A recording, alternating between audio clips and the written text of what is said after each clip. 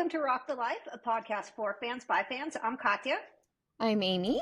Today we have a fun, I'm going to call it a Halloween, Samhain, Dia de los Muertos episode that we have where we are going to talk about horror movies. And who is our illustrious, amazing guest who will be telling us about horror movies? Today we welcome back Helen Collen to the show. So we've got some really cool fun things to share, a whole slew of BTS behind the scenes conversations. Now, for me, this was a different episode because I am not a huge horror fan. Like, I've seen Lost Boys. I think I saw was it Freddy Krueger, and I think it was the third one because of the Dawkins song. I think that's because the music, that's the only reason I watched that one.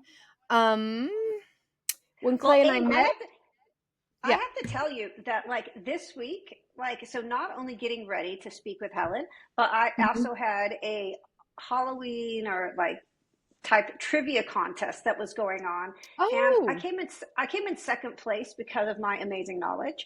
And we should have been first place if my teammate had written down what I told her to on some of the movies. Oh no. I was like, quiz me. I have so it was, but with Helen, she will give us some great new movie, well, not new movies, some other fun things to think about and for people to connect to. Yes. And also with this, Helen has had in the last, shout out to her for the shout out on Stationhead. She's had some fun episodes with Def Leppard, honoring them, which we get into a bit, and her horror soundtrack episode on the shout out, which is a lot of fun.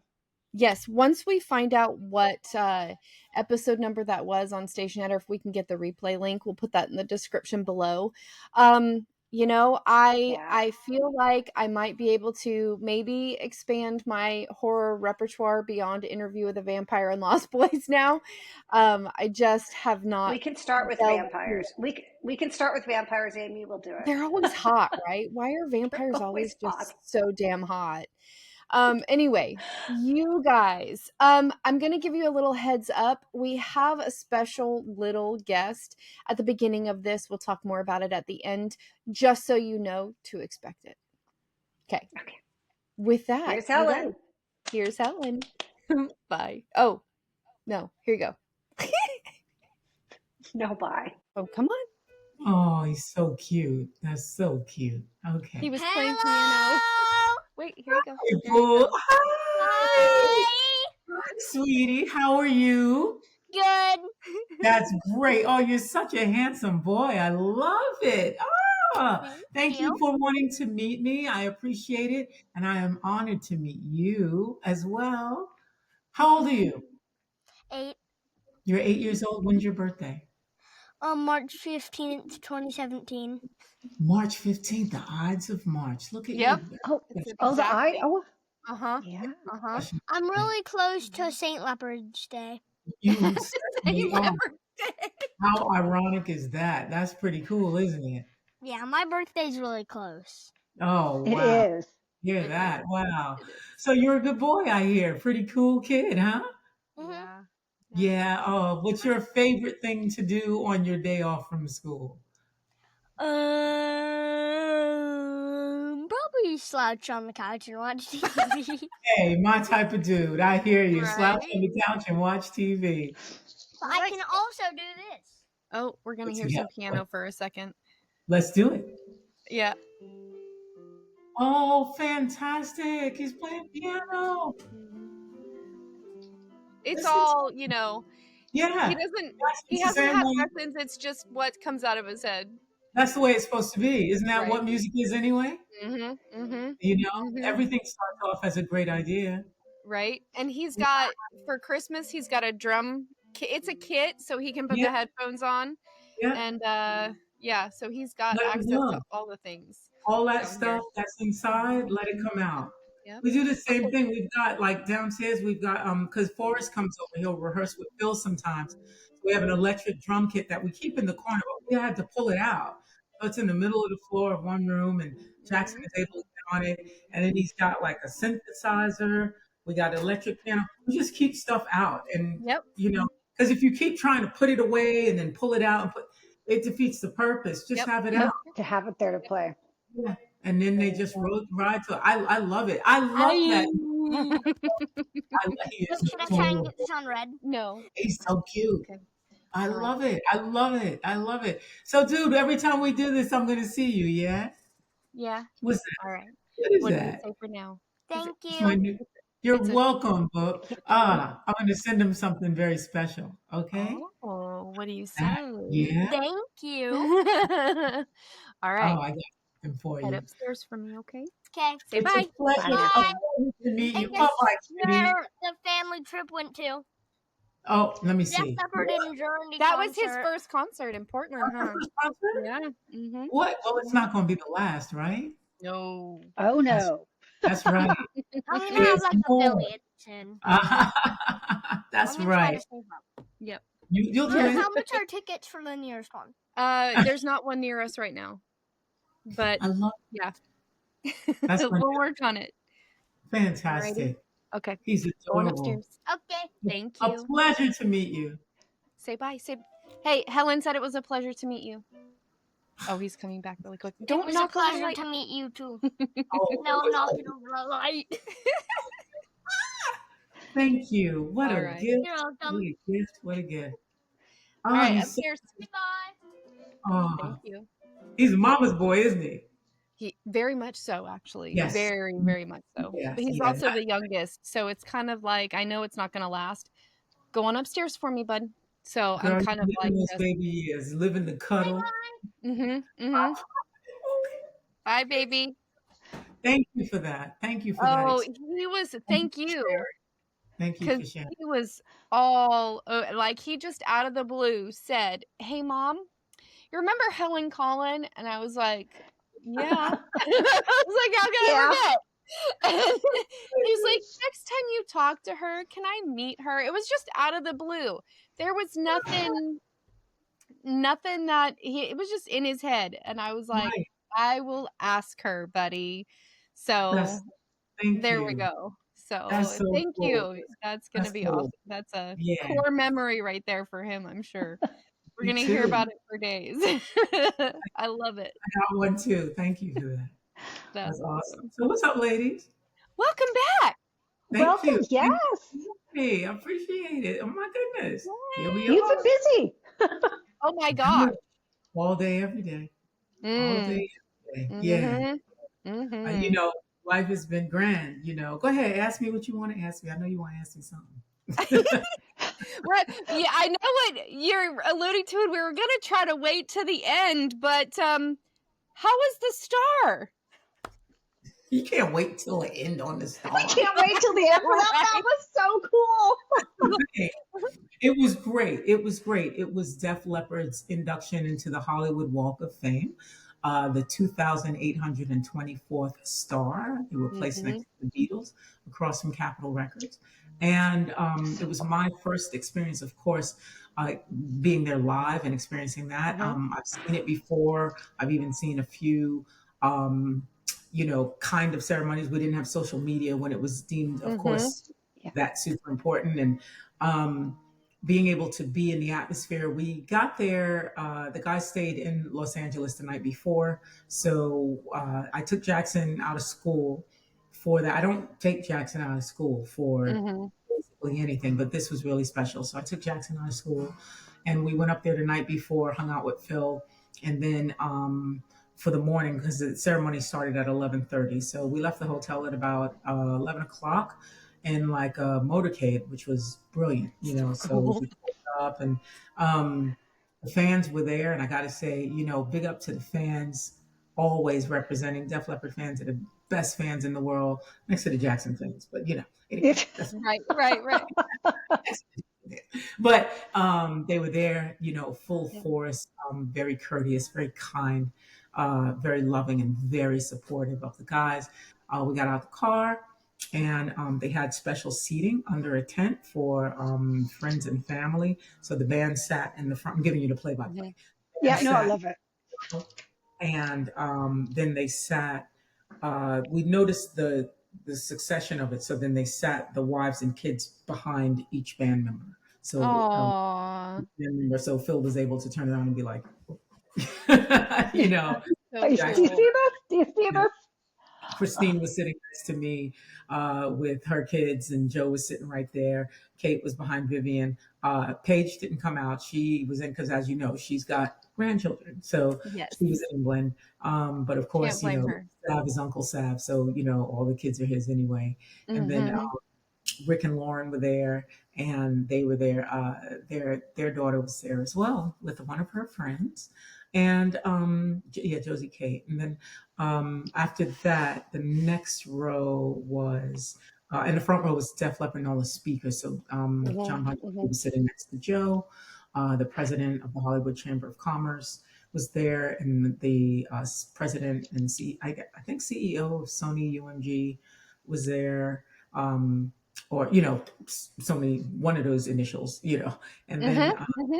behind the family sat like the really close friends, and then I think there was yeah, I think there was one more row for really close friends and stuff, and then behind that there's the stanchion, and then they had the street empty, and then across the street, of course, were all the fans, and they had all the fans Oh, standing, and there so they were able to watch, and so the ceremony took place. Started off with the president of the Hollywood Chamber of Commerce talking, and then um, he introduced, of course, Bob. Babe, Sirius FM. What was his? Was it Bob Buchanan? What's his name? Oh. Bob Bob Buchanan from Sirius FM. Yeah. okay. Yes, he introduced us the other day, right? Yeah. That's That's so just, cool. Yeah. So Bob Buchanan of Sirius FM, he got up and just did a great talk, an introduction of the guys, and then he introduced John Bon Jovi, who came up, and John's speech was fantastic. I I Yes, mean, was it able, yeah, we were able to hear was. that. man, he was So cool. yeah, he was so dope. So here's a tidbit for you. The world is a very very small place. Everybody's joined by 6 degrees of separation. So Absolutely. John Bon Jovi's production manager and I went to college together, No. and yes, Wow. and his dad was my mentor in the business. He was one of my mentors in the business. So when I came out of school, uh, my friend called me and was like, "Yeah, I got this gig for you." And I was like, "Well, what kind of gig do you have?"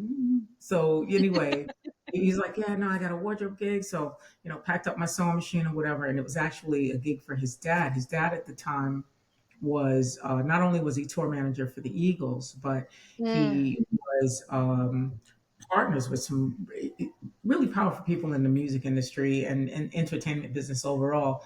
And Don Henley was having his first performance in 20 years on Good Morning America, or one of those New York Good Morning Yeah. America kind of shows. And they needed the band's tuxedos altered, like, Mm. Mhm. sleeves and cuffs taken down, center backs opened and stuff. And so my friend called me, and I'm not saying his name on purpose because it's social media and people will be like, I love John, I love Right, right. Helen, no, me, you were. No, so my friend called, and I went and I did the gig, and his dad kept hiring me. And so it's because of that connection that I ended up actually on Def Leppard anyway through the years, because his father kept hiring Yeah. me from Yep. high profile jobs. And then his father partnered with um, Irving Azoff, and they created I Love All Access, which is the VIP program. And then I got hired for that. And that That was eventually to Phil. So my friend is always like, I'm the reason you met your husband, right? So, but anyway, I said all that to say, so So cool. ultimately I went from being sound for Prince to production Wow. manager for Michael Jackson. This Is It. If you watch the film and read the credits, his yes. name is in there. And then Oh. yeah, he's been with and he was a production manager for John Mellencamp, because I went out with John Mellencamp for 2 years. And that's when you went up with Mom's dead mother. And then and my friend was a production manager. And then he was production manager for Dancing with the Stars, the tour. And his dad hired me for that as a wardrobe supervisor. So I went out and took that out. And then he ended up being John Bon Jovi's production manager for, I think, who he is still, of course, to this day. Wow. So it was funny. having John, sit there, but you have all of these degrees of Oh, relationships that Yeah, tether you to a person that doesn't even know you. Like John the Bon Jovi, he doesn't know me. You know what I right? mean? I was a bald he headed does black girl. now. Like I get, Right? but Me connection that he That has with is, who is so Yes. special in my life. You never Aw. know who you're connected to and Isn't have yes. it crazy? Do you wanna relation. know super quick? We had some I didn't even tell Katya this, we had some connections there too. Allison, Metal Babe Mayhem, was a fan in the audience, Okay, and so we've interviewed her, so she's a friend I'm of wearing her ours, and necklace then actually. yeah, that's and beautiful. I was and looking at it. Tell Yeah. us, yeah, go, Metal go. Babe Mayhem, she's got some great stuff. Love it. But we interviewed a gentleman by the name of Justin, and one of his old bandmates is John Arakaki. I don't know how to say his last name. Arakaki? Arakaki. And Hmm. he was there. He spoke at the podium that day also, and got some pictures with the guys. And Okay. so Justin sent me, when I was doing the social media thing for, being so happy for Def Leppard, he was like, "Oh my gosh, I watched that. My old bandmate, da da da. This is," and he sent me pictures. And I was like, the Oh, 6 degrees, it's less than six. I couldn't believe it. I Less had than no six. idea.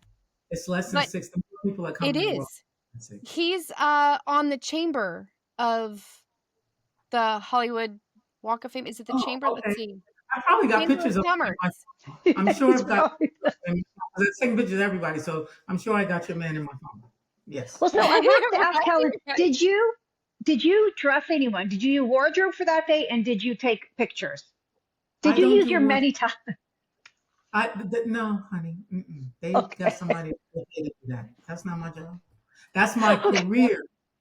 That was my career. That my career has nothing to do with my husband, Yes. and my husband Okay. doesn't have to do with my career. Def Leppard has a brilliant style director. She's not a stylist. She is a style Mm, director and costume designer. And her name is Mariam Malakapour, and wow. she is style director to the best of them. Mick Jagger. She's the one who, when you look at Hollywood, when they have, I don't know what magazine it is it the Vogue or the Hollywood, whatever the entertainment mag is, and they have the ensemble, and when you open it up, it's even more of them or whatever. Oh She yeah, yeah, styled that. yeah. Where you get Like all the she's that. people standing up. Yeah, Mariam Malakapour. You can like look at her I'm gonna look Instagram. that up. She's absolutely brilliant. But yeah, she's Mick Jagger's girl to the Rolling Stones. So they got her a couple of years ago when they were in the mode of like changing their look and upping and leveling Mhm, up pretty much. mhm, And they got mhm, her. And so when you began to see the band in these brilliant suits and well fitted, just ensembles, that's all mhm. Mariam because that's what she does. Ooh, she's Yeah, responsible for yeah. Viv's shirts. Oh, she's brilliant. Phil Suits. I mean, he looks Yes. like a They're because really the sharp. thing that I love he does with Phil, and so we were at the fitting at the hotel, and she had brilliant clothes on the rack. Um, the thing that I love that she does is she sees each guy for who he is Oh. personality Hmm. wise. And so she's able to dress that up. And Phil, I don't care what anybody says, that man looked good in a suit. And when, babe, didn't I tell you that from the very beginning? You look good in the suit.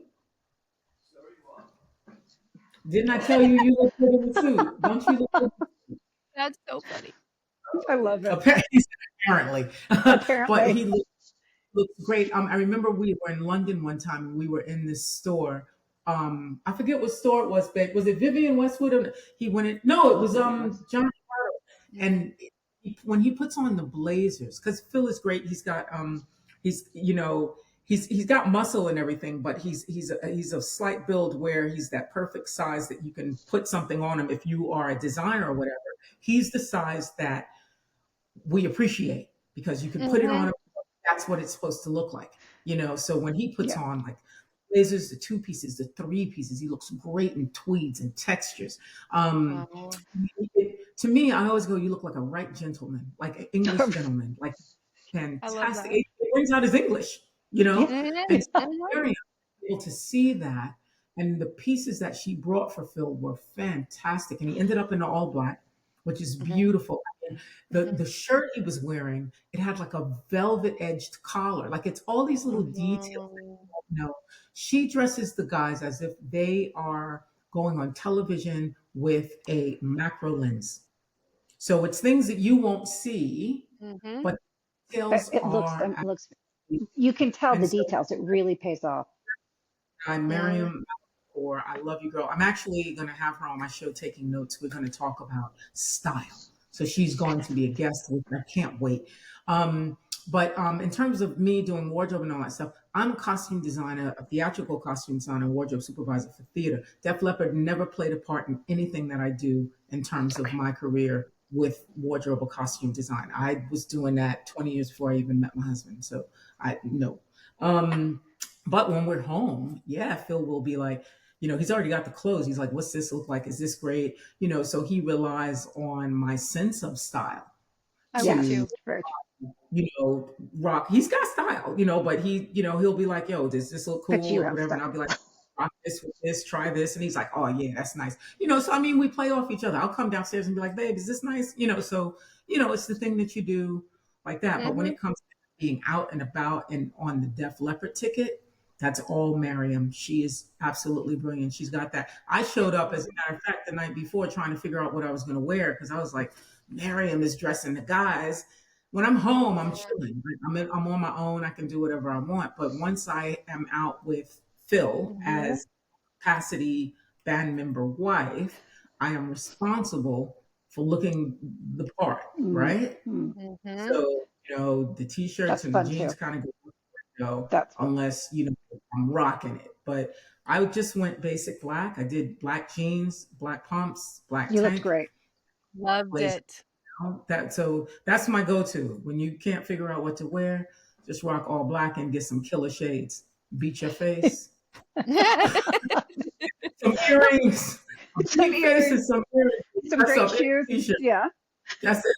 That's it. You can beat your face and be in a bathrobe. They'd be like, girl, where you get that? Okay, so Helen, I'm going to ask you because we are going to dive into Love some it. films. Did you ever work or do costume or anything for horror films? Yes. Ooh, do tell. Yes. We're There's a gonna air this one for Halloween, so this is perfect. Oh, let's talk horror. I'm in. I'm down the rabbit hole. Give it to me. All of it. You can't scare me. Yes. Um, I worked on a film called initially it was called Jeep. Gee, okay. But initially it was called Jeep. They changed the name, child. I can't even, I gotta pull it up on IMDb. I get So you. film had okay, let me pull up my profile on IMDb because that's the only way I remember anything that I did. Let's see. There I go. Okay, costume department. Boom. Let's see. They still got the year I was born wrong. I can't fix that for some reason. Um, okay. It was called, and the thing I don't like about IMDb when it comes to you, they only have like a little bit of the stuff, that you did. They don't have, they got like 10 things on here, which has Can nothing to do with the amount of stuff I worked on. So they changed the name to Hit and Run, hit right? and Oh. run. Hit and Run.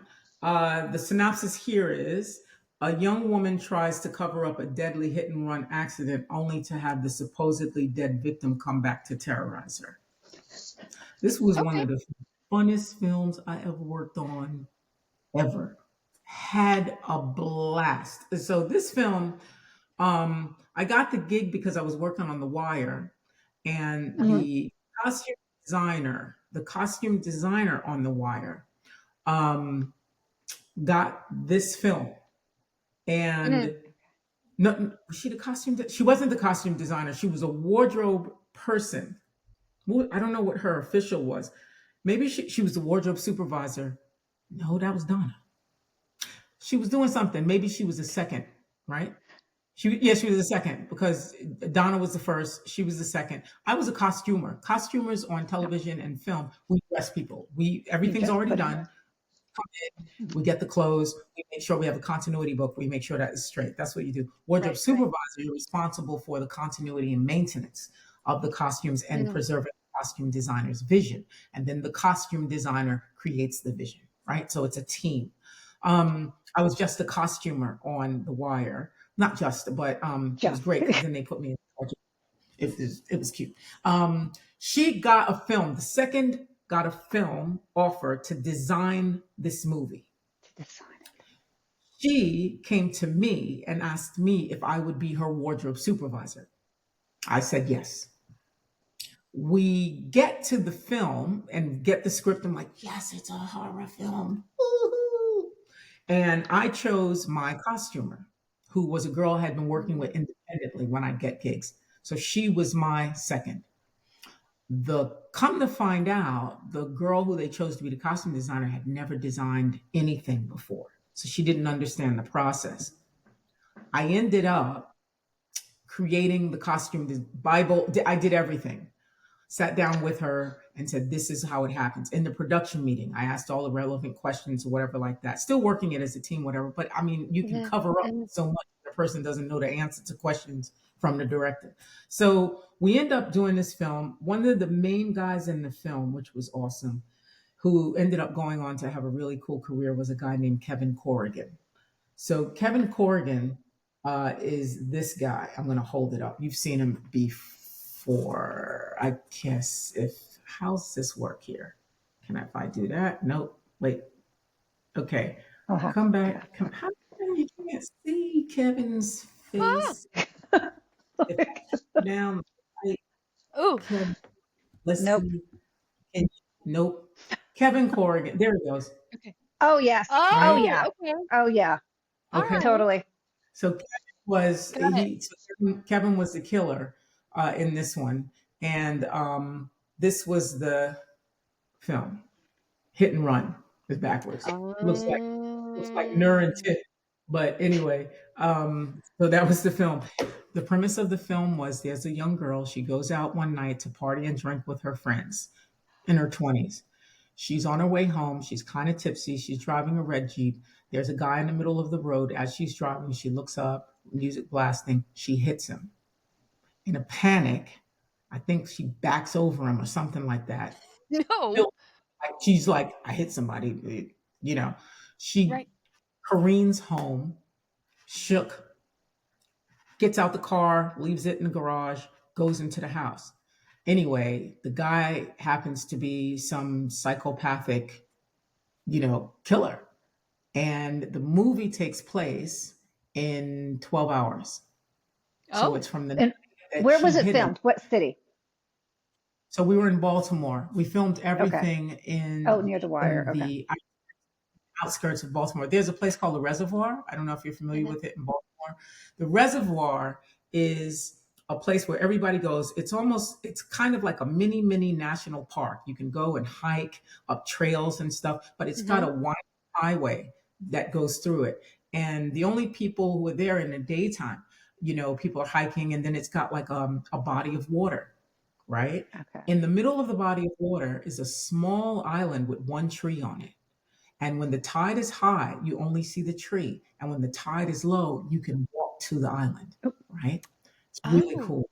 Yeah. So it reveals like this path. It's kind of like the castle in France France. that's in the Yeah. middle of the body of water. Yeah. So Mhm. it's like, and so we filmed there because at night it's totally empty. It was an independent film, and the cheapest way to film a film is film it in places no one goes, right? Yeah. Yeah.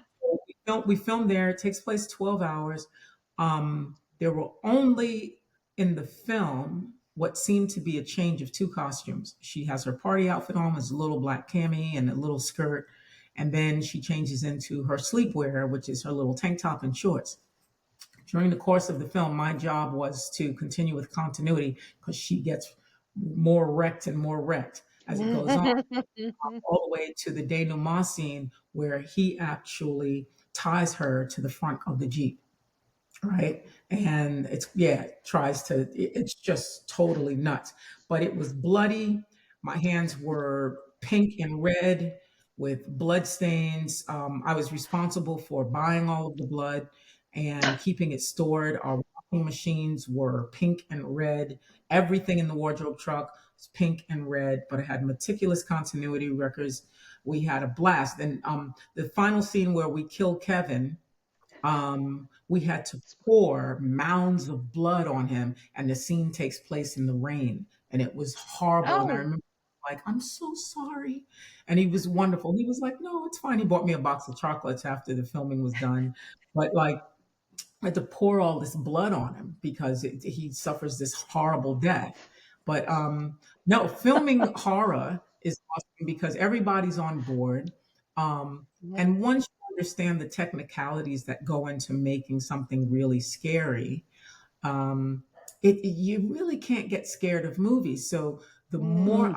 isolated a scene seems, with the person alone, going into a room, POV, the camera, and it's your perspective. And oh my God, this is ridiculous.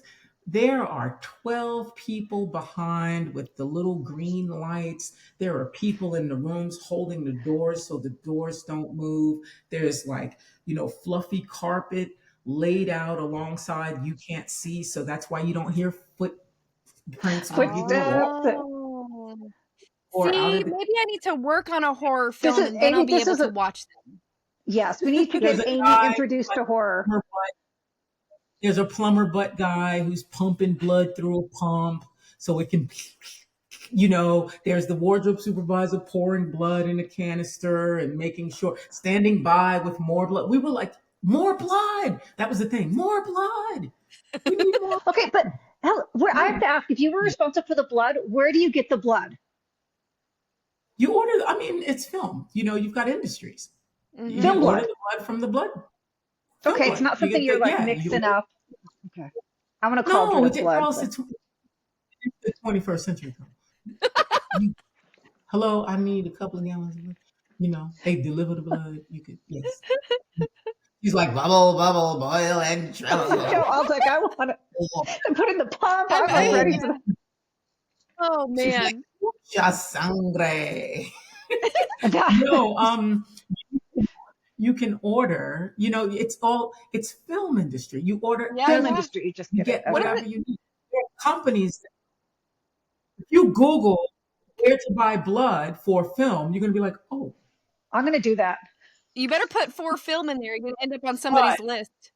But the difference is, so here's the difference. And this is when I watch films, especially horror films, I'm able to determine the caliber of crew by the uses of the blood and the color of the blood. So, and this is very, very early on. I remember I was probably about 8 or 9, and I was making blood, like maybe 8, because I know that the first formula that I got to make blood was food coloring, a little bit of chocolate syrup, because blood is not Mm-hmm. bright Not red, very and good.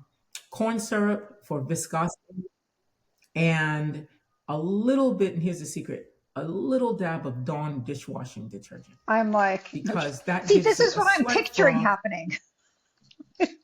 Like, and allows it to, what, you're funny. But that's like, oh, I'm independent and I got $100 and make a movie with my friends. Okay, well, we can make good blood, but then there are questions. Is the blood arterial?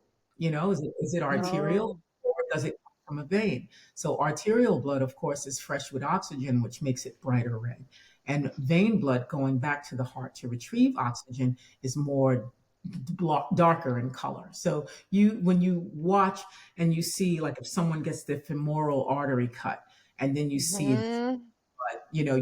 that blood is going to be different than, if they got maybe a jugular or something. So it's different, and you have to ask. And arterial spray versus, spatter or splatter, or, so you have to know these things if you're going Wow. to. Working in film is more than just being on camera. You have to have a knowledge of what it is you're doing. So you have to have a knowledge of the body. You have to have a knowledge of, especially with horror, you have to have a knowledge of the whole the physiognomy, Right. the whole physiognomy. I'm sorry, I go there. I watch too much in Living Color. But the physiology, Right. Oh my that gosh, I love that show. what Yeah, I'm yeah, yeah. trying to what I'm Okay, trying so to say is no, but you have to have a knowledge of the body. Yeah. what's a movie with a I don't know if great, I So ever knew there like, was a difference perfect blood between scene? splatter and spatter. Sorry. Yeah. say it again. Say it What's a again. movie that has like a great blood scene? The blood's the right type of blood, really quality, That's a good question. Old school or new school? both. Either. I Your like Old, old choice. school. old I know more old school. Uh-huh. all right. So here's the thing. So this is the other thing about horror. I love talking about horror. I'm going to actually put. I'm going to do a YouTube channel based on called my Killer Quotables horror niche line, but Yeah. it's going to be called Killer Quotables. That's all things horror. One of the things that when I always say when I'm talking about horror is break it down. So horror. You've got body horror. You've got psychological horror, right? Then you've got your Supernatural, countries, and so slasher. what is Yeah, your psychological super.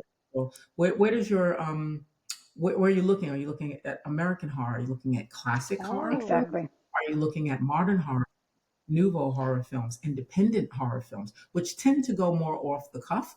And are you looking at horror films from different countries? French horror is off the chain. They really do a great job specializing in body horror. But then you've got Serbian horror, which, they are off the chain. So you've got Baskin and you've got that Serbian film. Oh, what is wrong with them? Anyway, then you They live um, through war. Mexican horror is Mexican horror.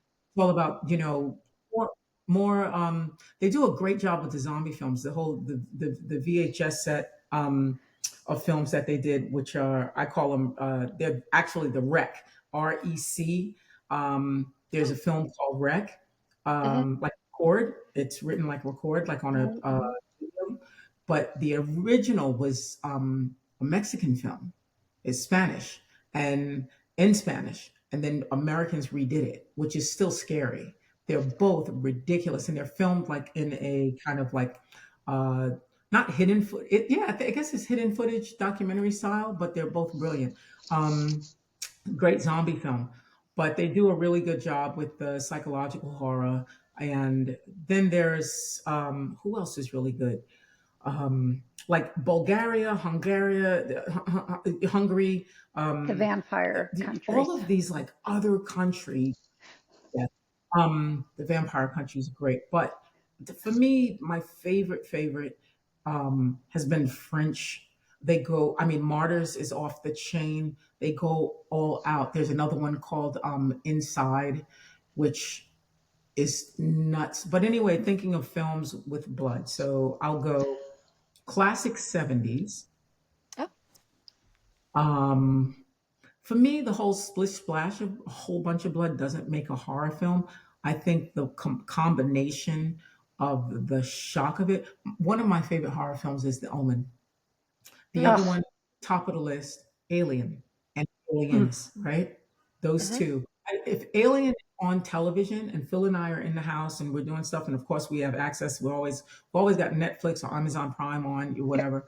And Alien is on TV, like TNT or something like that. We cut off everything. I'll have it on, and 9 times out of 10, 10 times out of 10, we end up whatever just we were doing, Ready to migrating know in more.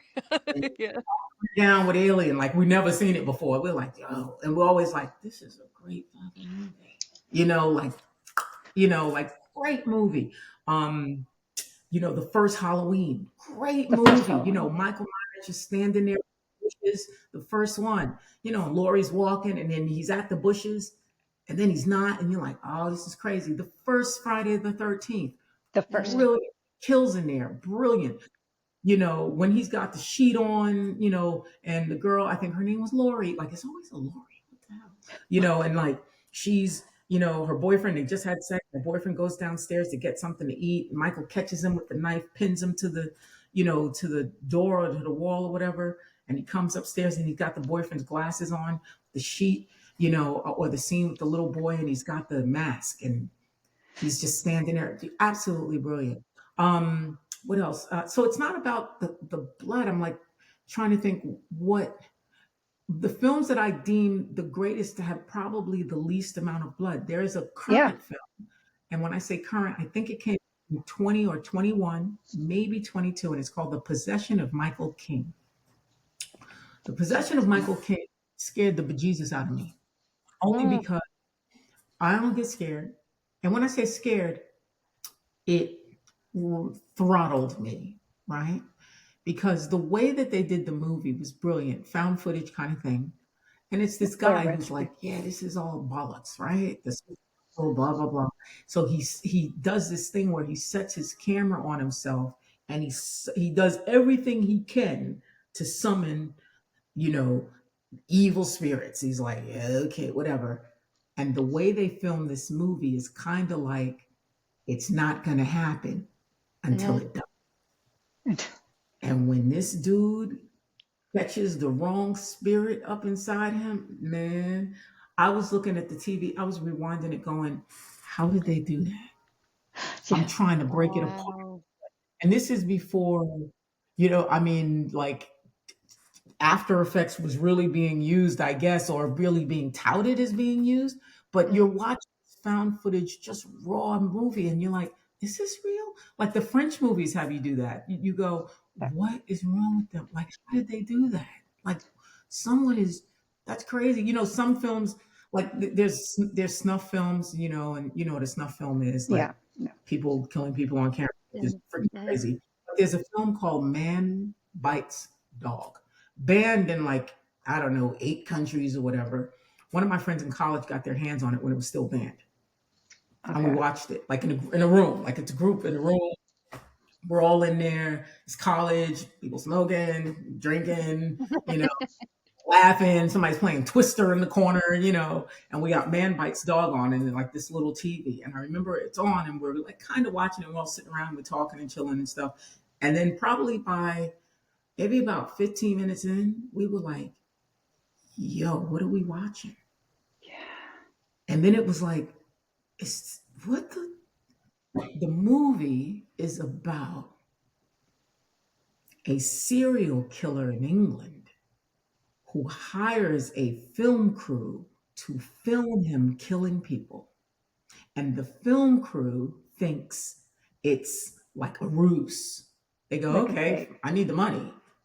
And then the camera guy begins to get rattled because he's like, yo, this dude is off the chain. So he starts filming himself as proof of like, okay, they can't get away from the guy. The guy's like, okay, we're ready. Like it's the type of thing they're in. They're in. And so the camera guy, he's filming himself as like, oh, I don't know what to do. This is kind of nuts. And then of course there's the scene where camera guy films himself. Like the camera's on because he knows that it's his last. And so it catches his death, right? And I mean, this movie was so off the chain. It's called Man Bites Dog. I don't know if you can find it. Have you seen it since? No, I've only seen it once. Okay. It's almost like it was a dream, but I knew it because when I IMDb it, it's there.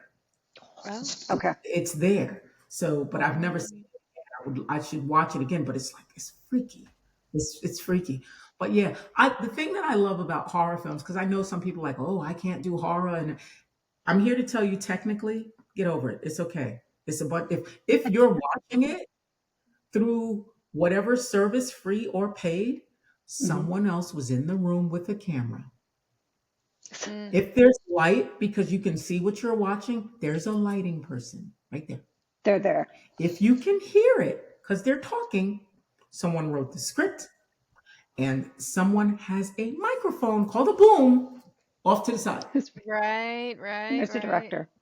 Those people are in the room. On the other side of that room is craft services where everybody is eating hot dogs and hamburgers and Doritos.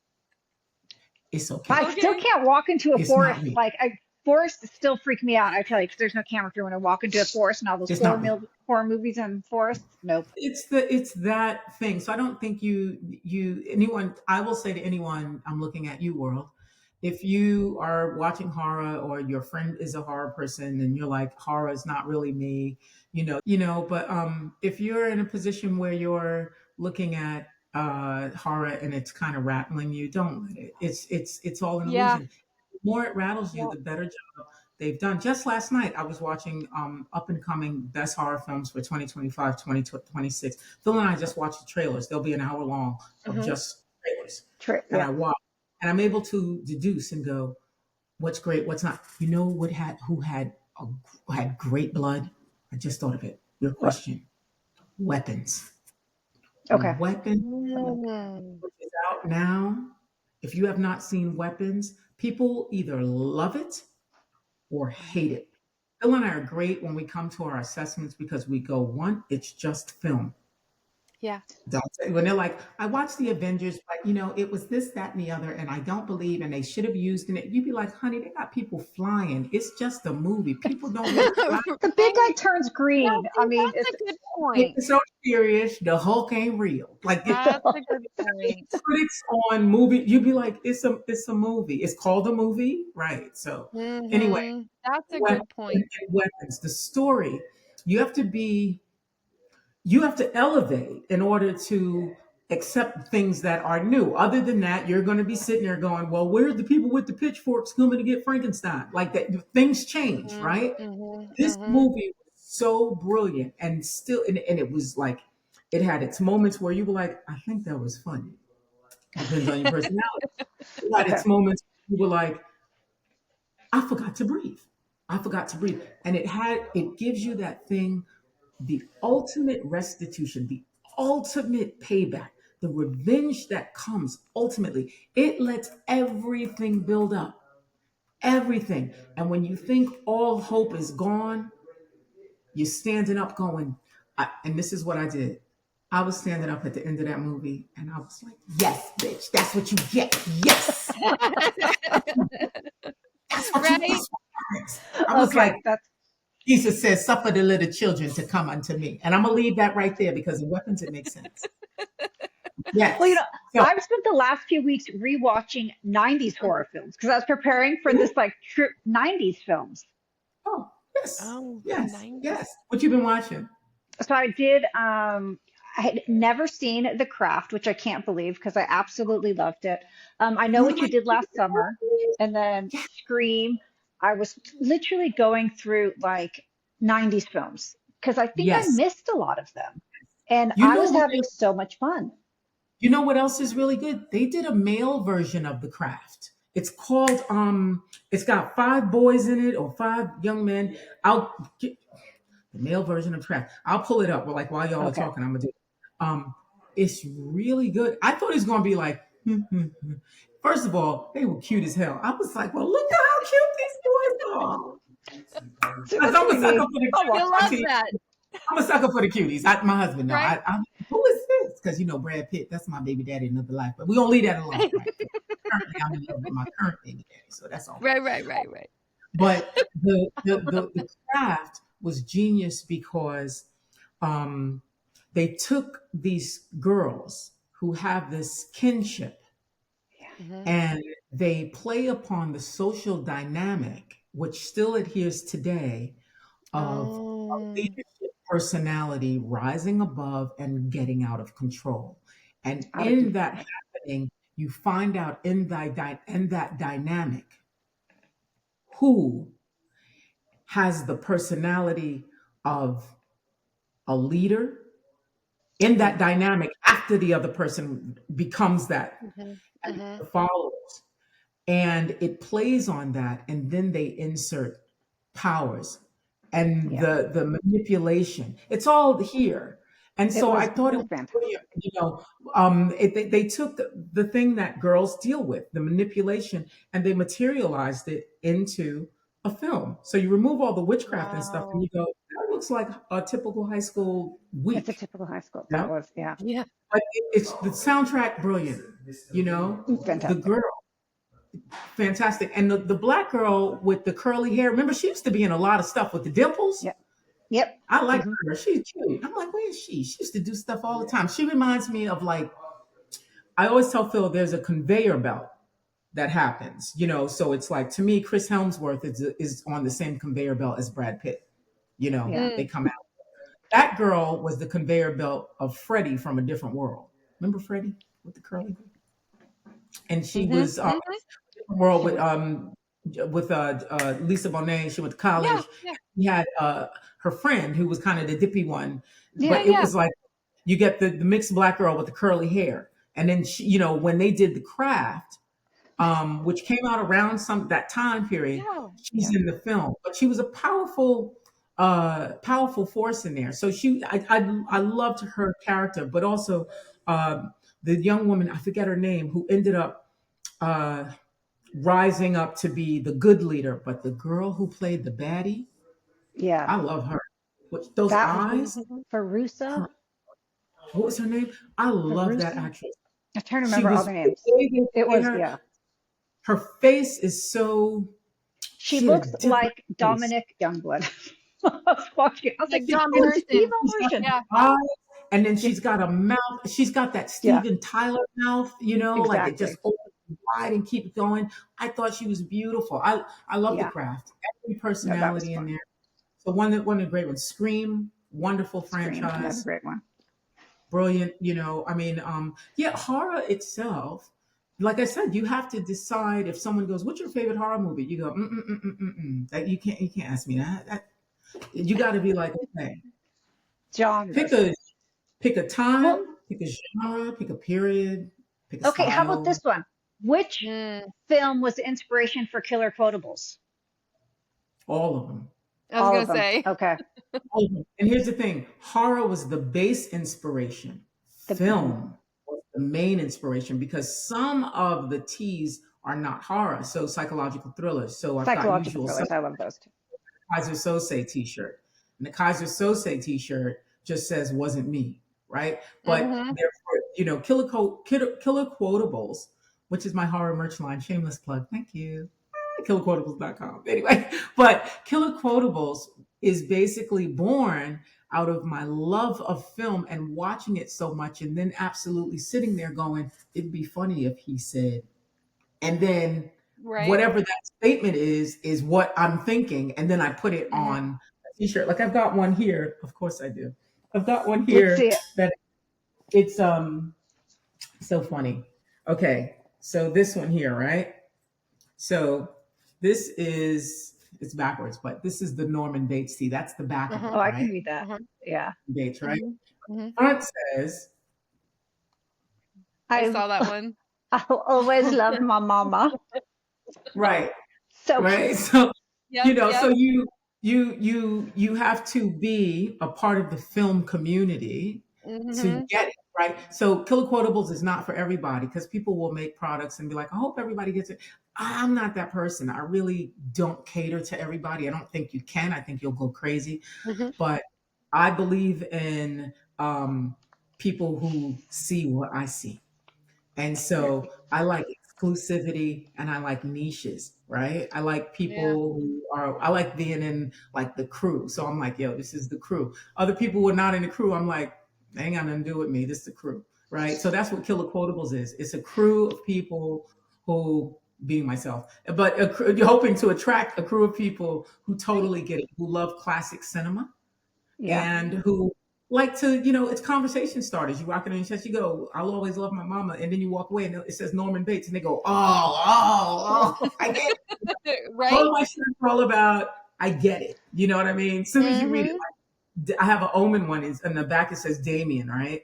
And then the front says, it's all for me. Now, if you know the Omen, then you know that statement is when the sixth birthday party and the maid, she's standing in the window and she's got the noose around her neck and she says that famous phrase, Damien, it's all for you. It's all Right? for And me. then she throws herself out the window and she hangs herself.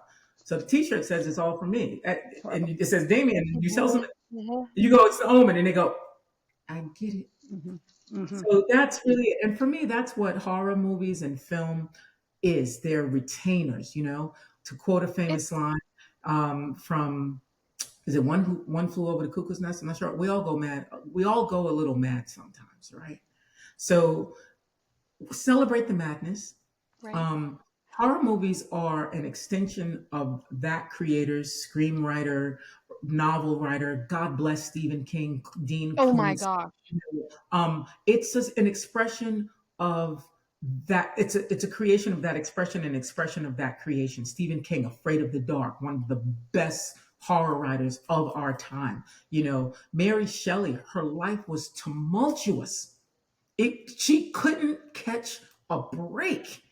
Not to mention at the time when she wrote Frankenstein, she's a female. And When she's we were supposed 19. to 19, we're supposed to be. And what did she have? Like she caught polio or something? Remember, her body was all jacked up. She's in that, like she died like alone. She's wearing corsets when we were supposed to just be corseted and quiet, right? I know. And she wrote basically this sold. And she's writing one of the world's best horror movies. Frankenstein is coming out in theaters soon. The remake, yet again, they're doing a new Frankenstein.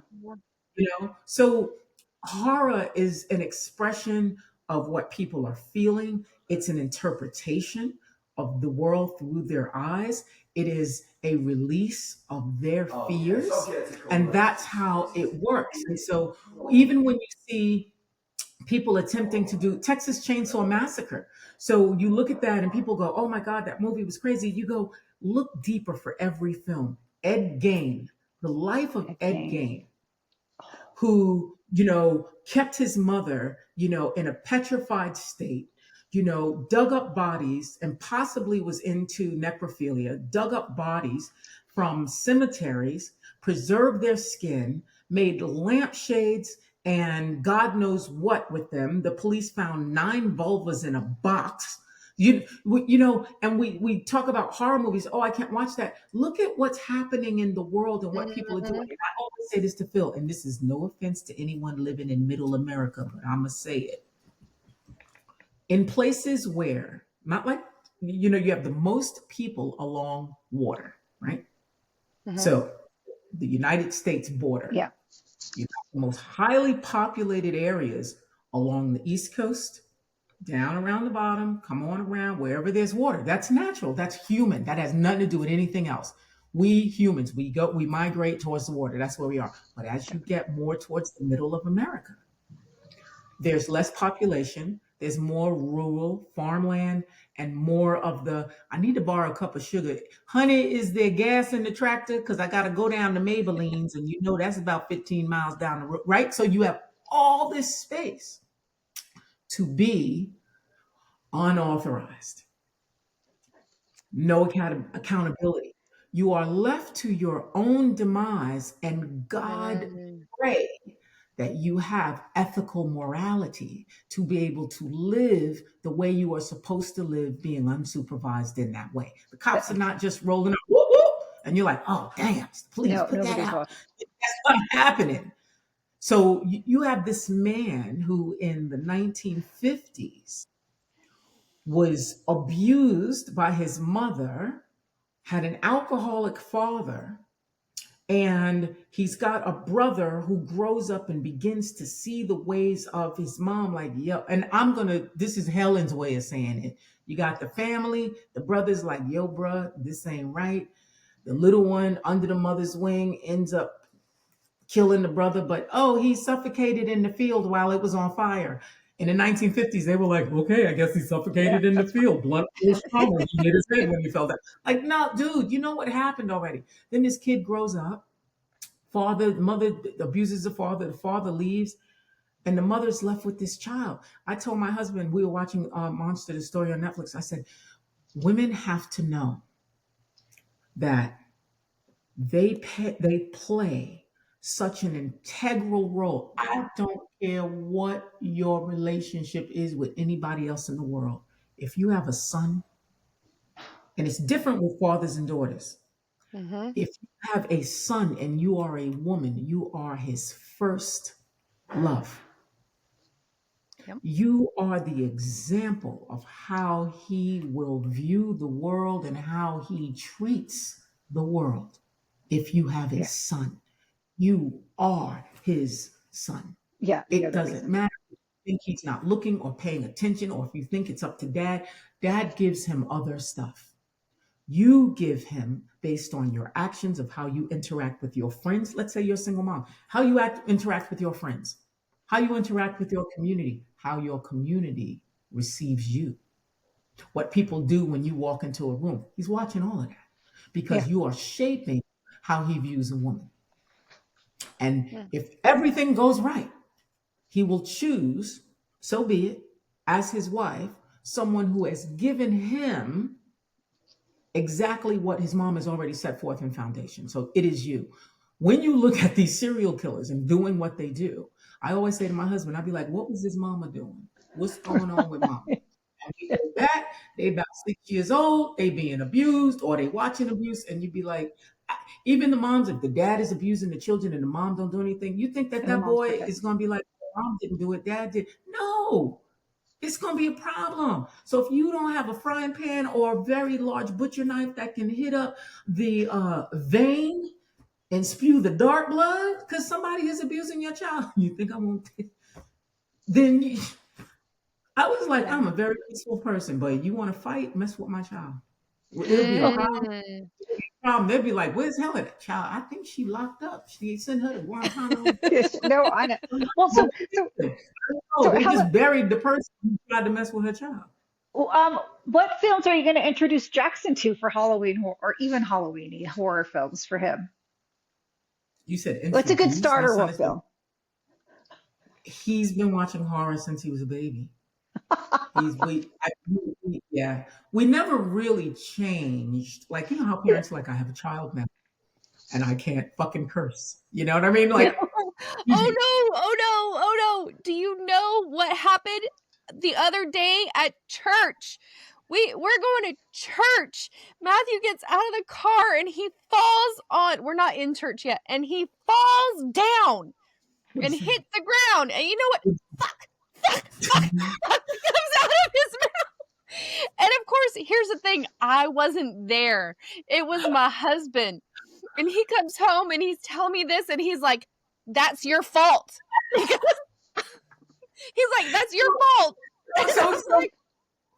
But you know what? Don't. You know what? So here's the thing. So Jackson was probably, I think he was 3. And Phil and I are upstairs and Jackson's in his room or whatever. And I think Phil was near him, or either Phil and I we're in the bathroom or something. But we heard, oh, fuck, 3. And now here's the thing. I don't make any excuses. I'm from Brooklyn. I got a Brooklyn mouth. Jesus know I cuss a little and he okay. Yep.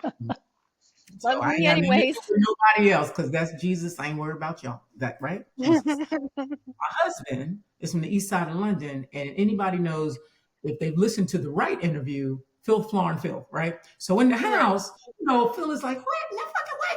And I'm like, oh, what? So with Jackson, we just look at him and he's great because he's on his way. And kids have a way of going, that ain't none of my business. But in the exclamation and release of energy, we heard, oh, fuck. I look at Phil and we were like, oh, fuck. We go 3. And we go, what it. just been on the earth 36 months. And we said, what did you say? And he looked at us and went, oh man. He knew. Wait, he knew. He knew. He said, oh man, when we asked him what he said. So we're crying, but trying not to because we're trying to be the parent. And in my head, there's a thing, and I stay true to myself. I got to be careful because I can't be a hypocrite. So what, I've heard Jackson like once in a while, like he'll be like, but it's like something dropped, and I say to him, I go, dude, you can't say that outside, and you're not supposed to say that. That's grown-up words. So, I give him the whole spiel or whatever. But what we do, we don't make a big deal about it if we hear it. You know why? Because kids are like attention magnets. And if you make a big deal about something you don't want them to do without giving them the basic calm yourself and be like, yo, you can't do that. That's not cool, dude. All right. So let's keep it. All right. And then you keep it moving. If you're like, oh my God, I can't believe you said that. And you go into this whole thing, they're going to do it again because they see the rise that got out of you. We just had to, yo, don't do that. And he's like, okay. And he doesn't. Like outside of school, I never think about him like, having that problem, whatever. But in the house, I'm not going to sit here and be like, Yep. well, now we've modified. He's being born. We moved where everything is. Phil's guitars have been in the same place in every room, all over the place. Jackson never touched the guitar, never walked up to it and was like, pling, pling, broke a string. We treat him as if he joined the community of this home. Mhm. And this is Mhm. what we've been doing. And now this is what you do. And he's like, okay, so, Dad, what's that on the guitar? Everything is like, he's very courteous. No problem with that. So, falling out of the car and saying that, you go, yeah. Yeah. But then you just look at him and you go, you, just, I need you to chill. Just have a control on it. And he'll be like, okay. Yeah. So for horror, when I was pregnant, I was like, okay, well, time to watch Jaws. Oh, dang. Oh, Jaws, that's a great one. Look, he drunk. He done fell asleep. Like I'm watching Jaws, but then when he was born and I'm holding him, I was like, well, I guess I'm watching Alien. So by the time Jackson got old enough, and he'd come in and mommy's watching Jurassic Park, I don't know, whatever, and he's like, Mom, what's that? I dealt with Jackson with movies like this. It's not type. I talked to him about. We got books on movies all over the house, and so he knows what production is. So as the movie's airing, I'm talking to him about production and what's going on. He knows what credits are as they roll. We always watch the credits of a movie because to me, that's the most important part. That's where you get to see the work of the people that made it happen. We sit in the movie theater to watch the credits. The movie comes on. I'm like, that's a title credit. That's a screen credit. That's what that means. So he asked me, he'll be like, Mom, who's the person who puts all the pieces together? I'm like, that's the editor. He's like, and who tells the actors what to do? That's the director. Who pays for it? That's the executive producer and producer. So he knows. So when we're watching any film, it's cool. Horror movies, he laughs. We're watching Pirates of the Caribbean and the Kraken came and was ripping people apart. He is on the floor. He's like, so he's got his own monster hotel comic book. Monsters have like the zombie and the eyes are falling out. And I was like, what's that? And he was like, that's the blood coming out of their mouth because they got hit with a bow and arrow. And I was like, okay, and which way did it go in? And he's like, this way. But he's got it all mapped out, but it doesn't affect anything else because he can still play Minecraft and be okay. And he can still go and do his math homework and be great. And so I don't stress it because I was watching movie when I was little. I went to go see The Exorcist in the movie theaters. I don't know who took me. I saw Assault on Precinct 13 in 1974, 70. I was 7. I think I remember Children of the Corn as a child. Children of the Corn. We saw these movies, but the reason why I think that you're unaffected by it, you remember it as great movies, right? But you're unaffected by it because no one was in your life stressing the danger that the movie caused. They were like, we're going to go see Children of the Corn. You're like, okay. And then you come out and you're like, Elijah, what a bad dude. It's just. Well, Still don't like cornfields. It brings me back to it's actually kind of settling me a little bit because I do. I feel like a level of darkness sometimes around horror movies that I can't shake, and so I just stopped watching them. I do have a few favorites that I have seen, but when I wanted to watch Lord of the Rings and the first trilogy, Fellowship and all of those, I literally sat my kids down and we watched the behind the scenes because all of the creatures would scare them. And so we went all through Weta, we went all of this. So, and I did that for them so that they would understand it's not scary and I would have the freedom to watch the movies when I wanted to. They're like my, safe movie or cleaning movie or emotional support movie or whatever. And so as you're saying that, I'm going, oh, I need to do that for myself and it's in turn actually what you're doing for me right now for all of these movies that I've been like petrified to watch. Well, the other thing, Lord of the Rings. So if that's your go-to, so Lord of the Rings, I love as well. But when I was growing up, I remember, I don't know if you guys remember this. This is old school. So there used to be a thing called WHT, Wametka Home Theater. And it was the first HBO. It was the first paid cable network you could buy, get the box, and have it in your home to watch movies. It was a movie network, right? So this is like when I was like 13 or 14 or whatever. So I'm 57, 13 or 14, sometime in the 80s, right? So 81, 82. But this was you pay for it and you can watch your movies. The Lord of the Rings, of course, as we know, was already a novel, right? J.R. Tolkien's novel. So Wonderful. I remember the story in books, and then they put it to film. The very first film is an animated version Yeah. of what you are watching. And they Yeah. literally, to me, almost did certain stuff scene to scene.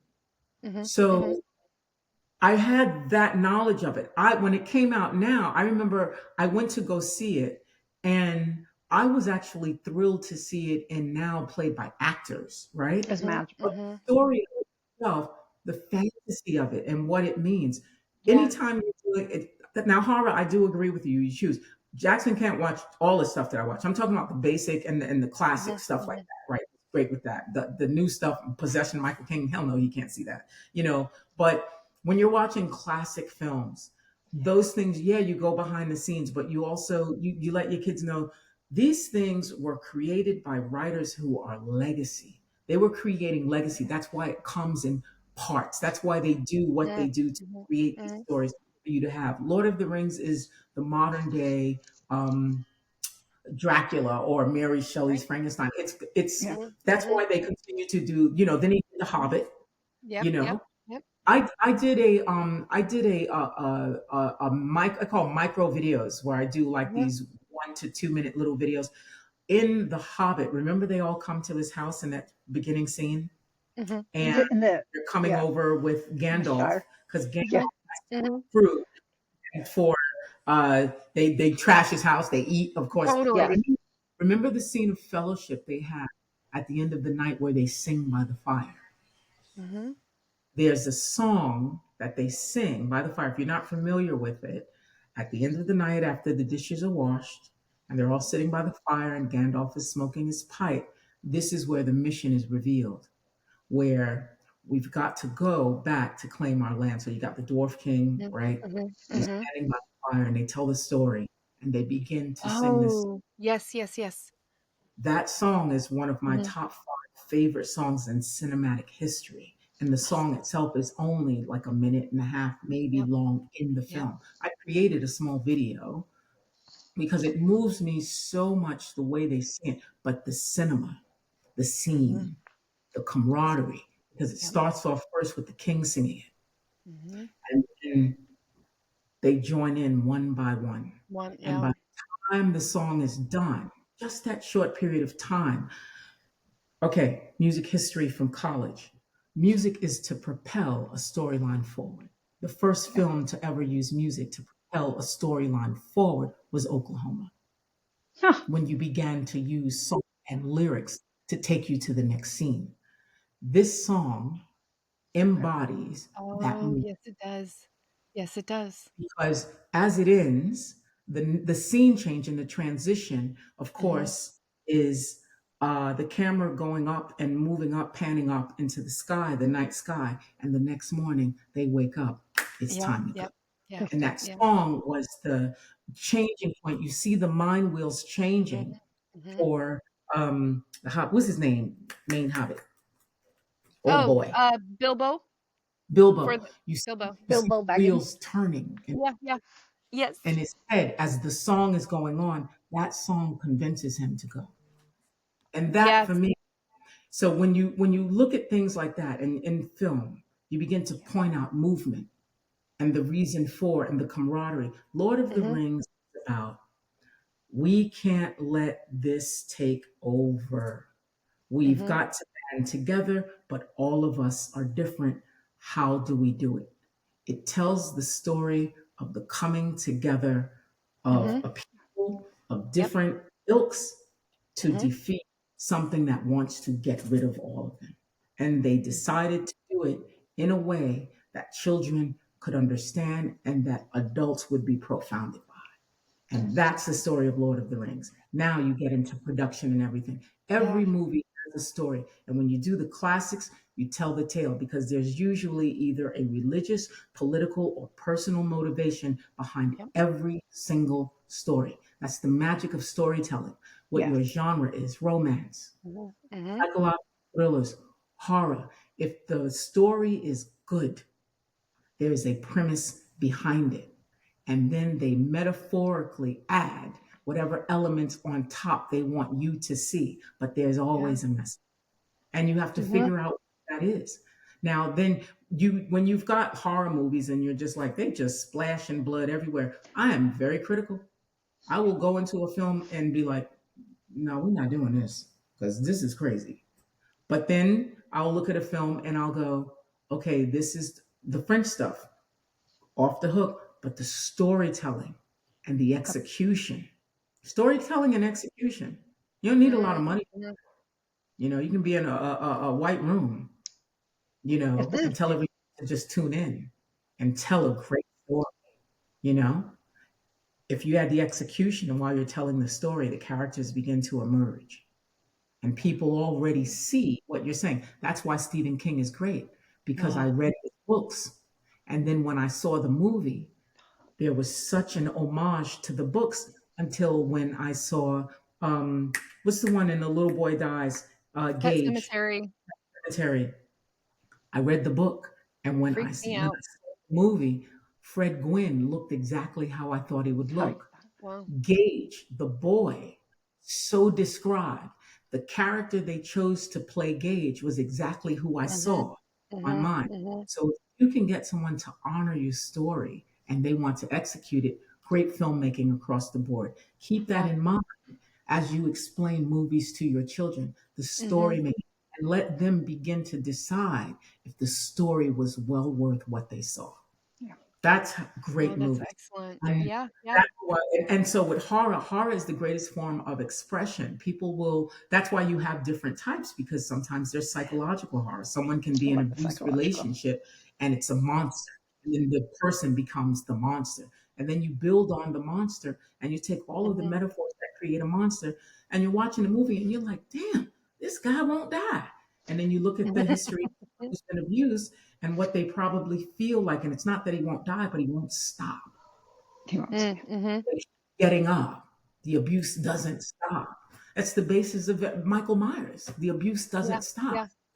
Yeah. Did you know Stephen 40s. King wrote a book, and I don't remember the name of it, but it had something to do with what are the little birds? And it Was it wasn't. Richard Bachman or Stephen King? It was Because he Stephen has King. okay. But and there was a growth, like a man had a growth, like a whole nother person, like growing in his brain. I don't remember the name of the book, but I couldn't finish it. I was too scared reading a book. I couldn't finish the book. Gets in your And head. that was the last Stephen King book I ever picked up because I was like, I can't even read the book. Can't even read the book. It took me 6 months to read it. The 6 movie is months. also. It was so scary. I couldn't read it. It was so scary. I was petrified. There's a reason people hate clowns. That's where I was. But that's what you want. And Stephen King, he's always on message. If you read his books, the characters pop up, the locations pop up. I could Stand By picture Me. it. I absolutely could picture it. You can see it, but that's the point. What's a writer without you seeing what I'm writing? I need you to see my story. That's great storytelling. So, horror fiction. People are drawn to horror because it's other people's fears. It's other people's inhibitions. That's why you get drawn to it, because we connect, on it. You want to see what frightens other people, what other people are, Frightens me too. inhibited. You want to see what shakes someone else. You want to see how strong someone else can be in the face of adversity. And what's the highest of adversity? Literally that type of existence in this world. So you have a film that was really, really great at being scary was The Exorcism of Emily Rose, A Haunting in Connecticut. Absolutely brilliant. No blood, all psychological and spiritual thriller. Another film that was really good, the Conjuring and stuff, Insidious and all that stuff, really great. I like watching films where I am not able to really predict what's going to happen. If the good guy, Scream was one of the first movies where the guy who you thought was going to live dies, right? Or the girl who you thought was going to The live girl died. you. Like they started killing off the main leads, and you're like, well, That darn. was I crazy, thought, but yeah. okay, well, I don't know who it is. You know what I mean? So they when they started doing that, they kill off the, and then that opened up the final girl. You know that theory, the final girl That's when Drew is the Barrymore heroine. got. So She was. Yeah. Drew Barrymore, Jamie Lee Curtis is a final Yes. girl. Sigourney Weaver, she was a final girl, well, until she wasn't. But Right. it opens up all of these other things. So then you've got this heroine, right? But then it spawns all these different movies. There's a movie called Revenge about a girl who gets called to a party in the desert. It's these guys. She gets kind of roofied, and I think they take advantage of her, but she's the wrong girl, and they dump her because they think they're done with her. And it's always when it's 4 or 5 people, you're like, "Ooh, this is gonna be She's good, gonna one get him. by one." And there's a blood scene at the end of that movie that is gonna blow your mind. I remember I was like, "Dang!" Like that's a good one, Revenge. Okay. Right. And you'll know it when you go on IMDb because it just says Revenge, kind of, and you'll see the girl, and you'll be like, "This is gonna be good." That one was crazy. The blood scene was nuts, but she gets her just due. So you go, okay. There's another one where it's not bloody, but it's called Hard Candy, and it's about a guy who is into underage girls, and Yes. he calls the right. He gets the right one. You know what I mean? And I call them the right one when you go, yeah, this is going to be it. So every movie, horror, and I'll tell you this, is based on, and stop me when you need to because I go down the rabbit hole. But every horror film, the story is this is the person that does what they do. Perhaps you may get history or backstory into the villain. This is the person that is coming into the victimization, a husband and wife on a hike, a girl and her friends at a party, whatever that is. Here's the thing that ties every single one together.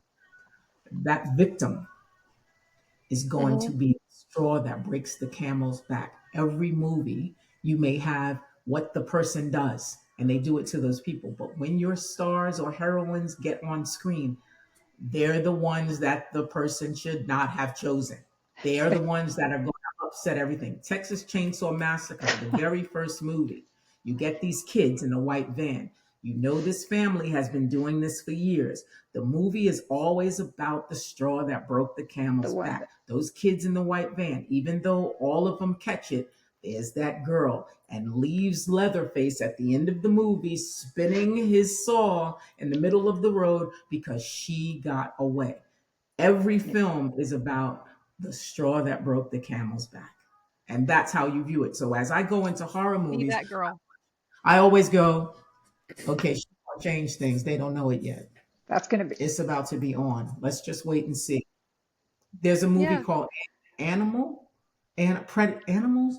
It just came out. It's Australian, about an Australian guy. He's a serial killer, but he likes to take people on his boat and feed them to sharks. I think it's called Animals. And then he kidnaps girls, but then he kidnaps a girl. And soon as he gets this particular girl, you'd be like, yep, she gonna turn it on its ear. Let's just see what happens. And she goes through everything, but you wait for her moment because you know it's coming. It's gonna turn it around. Watching movies like that with that new mindset allows me to go, all right, who's it gonna be? Okay, we're focusing on, okay, you gonna turn it out. If it's a group of friends, you already know who it is. You look at the girl, you be like, it's you. She might be mousy. You know, she might be mousy, don't talk much. I'll be like, oh, you gonna turn the serial killer on. I'm gonna just wait. They gonna die, but it's gonna be you. That's it. That's it. Goodness. So all yeah. Right. Awesome. I feel like going back to killer quotables, I feel like a little bit about what you have with that is it's like the inside joke for like the horror club. You know what I mean? Like if you don't get it, you're not going to get it, but if you do, it's hysterical.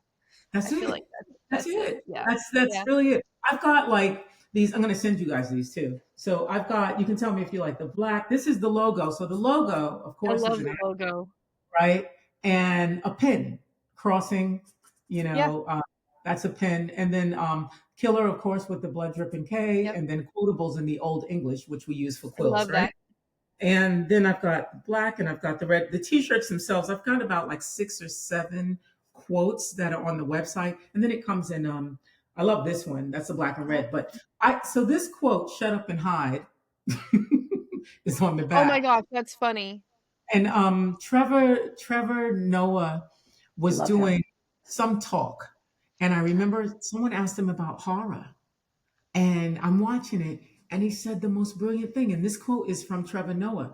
He said, you watch movies and they're doing a lot of like running and breathing heavy, and the monster's coming. He's like, just shut up and hide. Right? Like, if I'm a literal person, shut up and hide is the best thing. Right. Horror movie. That's why they always talk about movies, horror movies. How come black people don't make more horror movies? Well, because they would be very short. The Shut up. monster would be just dead. God bless Jordan Peele. He's making these movies, they're making them break. The movie Nope, they do the No. damn thing. Like, it's not going to happen here. Sorry, wrong farm, right? The straw that broke the devil's back. As soon as you see the black people on screen, you'd be like, is that the family? Okay, yeah, they're going to turn it out. So like Up and Hide is that's the thing they don't do. And that's what makes movies great. That's what draws. So I brought that to the table. I also have I got other stuff besides t-shirts. So this water bottle, right? It's a Killer Oh Quotas my water gosh. bottle. And it says, what's in your water, right? Oh, And and I love that. That's awesome. so that's a Killer Quotables thing. And that's the That's awesome. whole thing. I designed everything myself and, pretty much put it, Oh but you're my like, gosh. if you know movies, then you get it. And then this one is just it's a coffee bottle, just, straight up hot water, hot whatever. And Oh, it's that's just a cool. Killer So quotables. Oh, I love that one really too. cool. Those But are awesome. Those are it's cool. it's an outlet and a release Yeah. for me. And then I just decided to make it into merch for, like I said, conversation starters for people Yep. who are like, you just want something different. You want something that's away from whatever's going on in the world, and you want to link up with your peeps. Because if you rock it and someone's down with it, then we Yeah. find each other. Mhm. So that's it. And I wanted to do something to pay homage to the things that I love. So many times we love a lot of stuff and we keep it Yep. inside. You guys have Yep. rocked the Mhm. life, love it. Mhm. Understand the importance of the fan to the music and Yep. of everything. Of the Fans fans to Mhm. Mhm. fanatical, in love with, possessed by the thing that we love. And that is important because that's the lifeblood behind industry. People always talk Yep. about, oh, the consumer, the consumer, the consumer. The consumer is a person who is a fan of the thing that they're paying their money for. They enjoy it. You pay your money Yep. for it. You're like, okay, this is what I wanted to get. And so you guys doing this show, I commend you because it's something that's necessary to Mhm. glorify people who keep Mhm. industry running. And that's across the board. Yeah. That's that's and important. I think you do that with the shout out too, right? So Yes. that Yes. Keep the Very music much going. so. We Yep. support the music. That's our Mhm. job. Keep it Mhm. going, right? Mhm. We Mhm. cannot let the music die. And speaking of which, Phil told me earlier this week, MTV has said that they're closing their doors, you know? I saw So that. Mhm. Mhm. UK is going, MTV, like across the board. So it's important now more than ever. Not that MTV recently and as of late has been supporting the music, Right. right? It doesn't It's what it matter represents. because Yeah. now it's up to what we remember. God bless the internet, but if it blacked out tomorrow, everything that allegedly happened goes with it. So it's not up to the internet to keep the archives of what we know. That's It's up to Yeah. play the music, talk about the music, interview the music, speak to it, speak Mm. the experiences of it, relay your past. That's why we're this old. You relay what you know. Yeah. Because I'm Mhm. quick. People will write something in an article. I'll look at Phil. I'll be like, that ain't true because I was there. That didn't happen. They saying Right. it 20, 35. It didn't happen. And they're saying it in such a way that's been regurgitated. People have narrowly accepted whatever people continue to regurgitate. Yep. But I'm like, Yep. with people who are in their 50s and 60s, we look at you and be like, child, what are they talking about? Or when they show stuff and they leave stuff out. I hate that every time they do 80s fashion, the one thing they never have on there and make a big deal about is like the big belts. You remember we used to Right. rock the big belts, Capezio Uh-huh. shoes. I'm like, where are the dirty white Capezio shoes or the black Capezio shoes? Or how important black leggings were. Black Oh leggings. my word. How I still wear important. black leggings all the time. Every time you Right. see the 80s, they now have reduced It's it. neon. It's neon. And I look at them and I Right. go, neon was a preference. There was so much more neon and big hair. But that's their idea of the 80s. And I go, how then they take it and they push it into different like envelopes, or even I'm gonna call it out when they do like, black people in the 80s and you go in and then they show you like hip hop. And I'm like, in There's the 80s, I was Yeah. in high school. You know what I never Yeah. see as a staple for fashion, and everybody had it? The Laura Ingalls peasant blouse. Remember, it was the plaid gunny and sacks. Yeah. those, Oh yeah. the mutton sleeves. Oh yeah. We all, Oh gosh. We all have everybody those. mutton sleeve with the ruffles that went just like this, right around. We're in every family picture. Yes. They don't talk about it. I mean, like, why not? Or the importance of the black bracelets or the rubber bracelets. Everybody The had the rubber. rubber bracelets. Yeah. Or Yeah. it came in a pack, 18, 9 colors, the side comb. The Everybody side had the 18 color side combs. You pulled it up. I Yeah. had the Anita Baker cut and had 2 combs on each side that pulled it back just Yep. like that. I You know. can Up get to one. remember the scallop? It was the 18. It Yeah, was the no, scallop. I did the one too. I did the side comb And you did it straight. for mine. Yeah. And you take it and you look, you did this. You pushed it. Yeah. You didn't pull it back. You pushed it and you got a little, Mm-hmm. little Mm-hmm. extra Wait, going through hand. my parents' house, I can Look still at find some of these Or up gems. here. Or it. something a little bit up here even. You know, I can't find stiff stuff. I'm like, why don't they have stiff stuff? They're not talking about stiff stuff. Because I had the Anita Baker, which was basically, Mm-hmm. You shave the sides. It was like Mm-hmm. the modern nouveau, right? And Yep. then you Yep. have right. Yep. The roll is like this, and the roll is back. You take them out. You push it forward. You get the puff, and then you do this. You get that down there Mm-hmm. like that. And I used to keep my neck shaved in a V, right? So always had that. But That's true. when I look at 80s stuff, the stuff I remember, I had black blazers, the white t-shirt, ripped jeans. We had biking shorts under the jeans. I remember we used to wear the white V-neck t-shirts, or we were rocking, what was I rocking for jackets? My blazers, but we pushed the sleeves up, The or blaze. the tweed coat, the Yeah. tweed Yeah. coat, the huge tweed coats go all the way down to like your mid calf. And I they were bought some of shaped. those recently. In New York, they had a spot called Andy's Cheapies, and you go in, Yeah. you pay Yeah. $2 for your coat. You're rocking.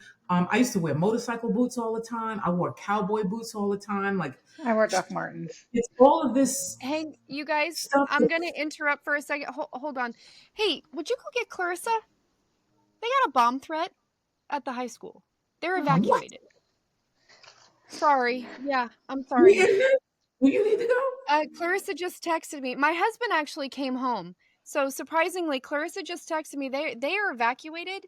They got a bomb threat. Oh, they are.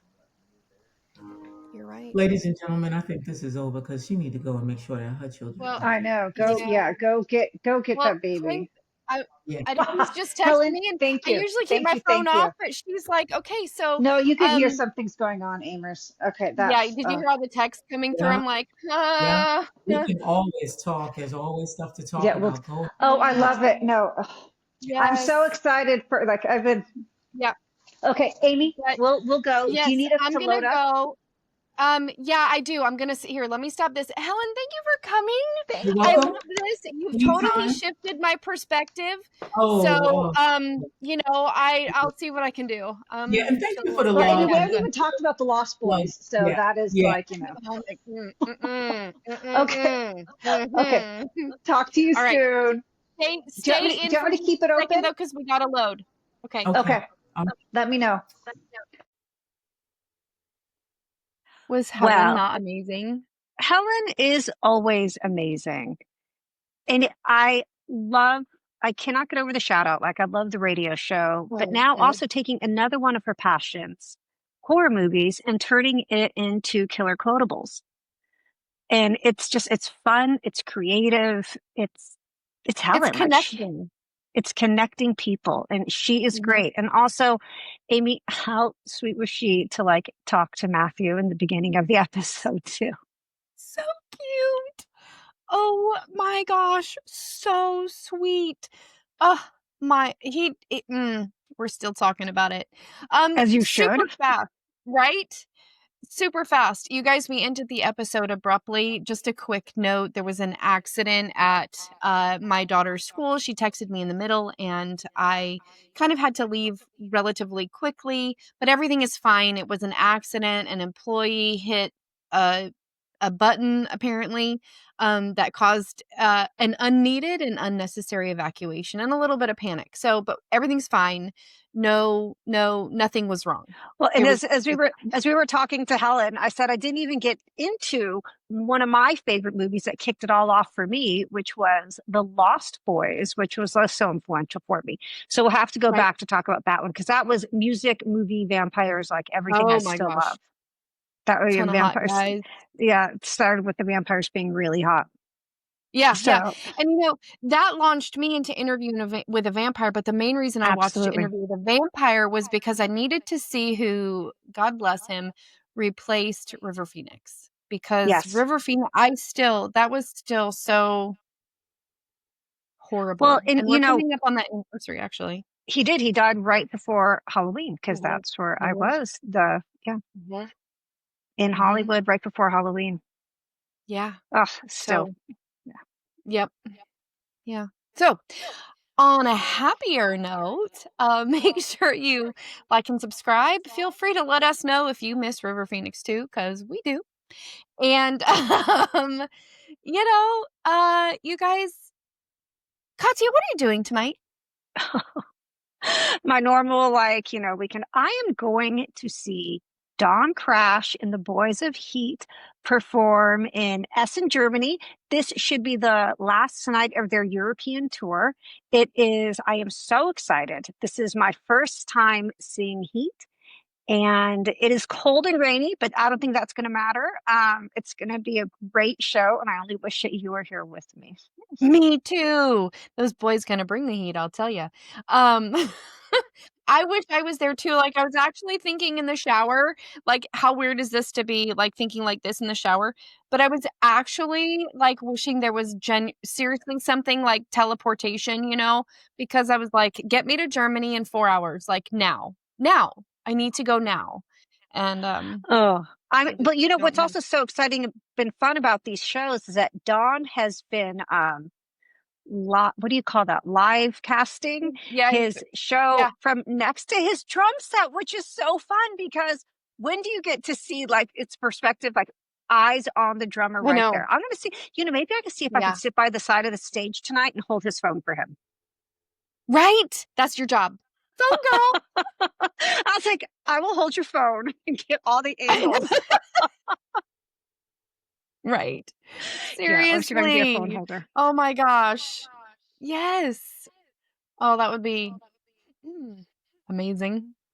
Anyway, so I'm expecting a FaceTime from you, and I don't know if you'll be able to connect with the guys at all. I really hope that you are able to do that, and we'll see if we can get some pictures and that sort of thing. But so excited for them. My gosh, so excited. Seriously, I wish that I had gotten you a shirt, because you know how Don is wearing his Heat shirt with it's all cut right here on the sides? Wouldn't a Rock the Life shirt look good like that on him? Well, yeah, we'll send him one. It definitely would. I think so. Anyway, okay, my friend, have so much fun tonight. You guys, make sure that you like and subscribe, follow along, share the show with your friends. You can find your Rock the Life merch at rtlmerch.com. It'll all be in the description. If we can find Helen's show on the shout out where she played her favorite like Horror scary movie movie soundtrack. Yes. Yeah, it was awesome. And if we can find that episode number, we'll put that in the description so you can go find it. Just so you know, she gets into some stories on that show that we didn't talk about here, some like behind the scenes and some really creepy things that happened, especially on the set of The Omen, which was really like scary. But anyway, is that it? Did we That's it for cover it now. all? Okay. I always wonder if I'm forgetting something, but I guess not. So, Katya, don't forget. Rock the life. Rock the life. Especially tonight, girl. Oh my I will rock gosh. it. So I will be rocking it tonight. jealous. Alrighty. Have fun. You look cute. Bye. Bye. So I have a question for you. If we leave, or do you have to hit?